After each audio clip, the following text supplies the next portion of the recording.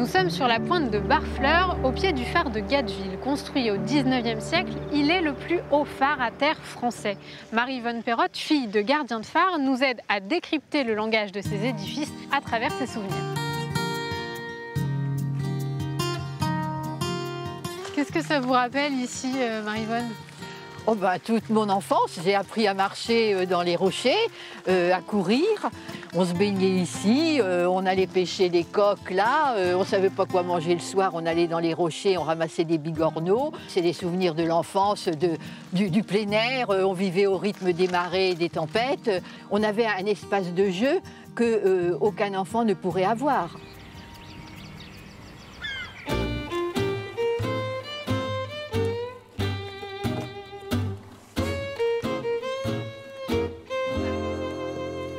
Vous replongez dans vos souvenirs? Oui, parce que cette photo-là se situe ici.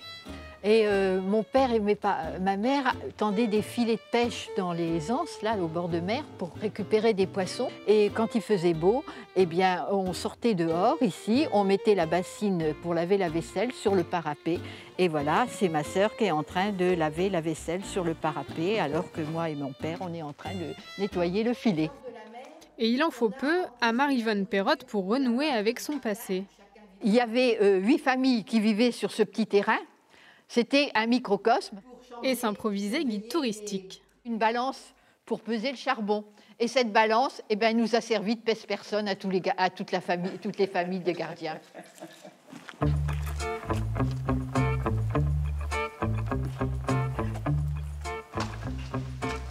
Sacrée ascension, là, Marie-Yvonne.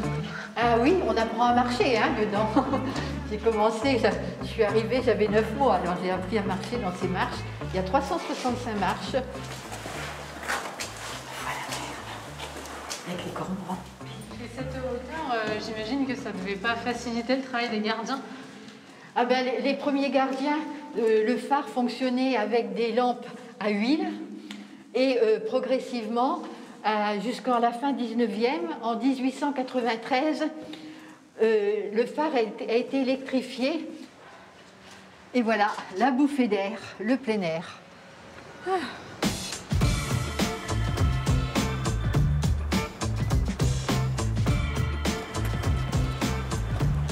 Comment ça fonctionne un phare?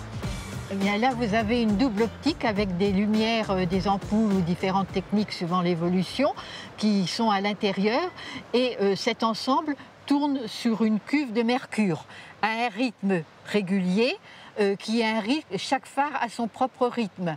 Et c'est ce qui permet aux bateaux de savoir à quel endroit ils sont. Les sirènes de brume qu'il y avait également, il n'y en a plus maintenant, avaient également un rythme. Parce que quand il y a du brouillard, qu'on ne voit pas les feux, on entend au moins la sirène. Voilà comment ça fonctionne. Vous avez grandi en tout cas au rythme de ces lumières, de ces faisceaux? Non, parce que c'était beaucoup plus lent. Moi, j'ai grandi plus vite. Puis j'ai pas été, j'ai été que 10 ans, donc j'ai connu les charbons de bois et les ampoules uniquement. Ces 11 000 blocs de granit n'ont pas bougé, mais les techniques optiques, elles, ont bien évolué. Depuis 1984, le phare est automatisé.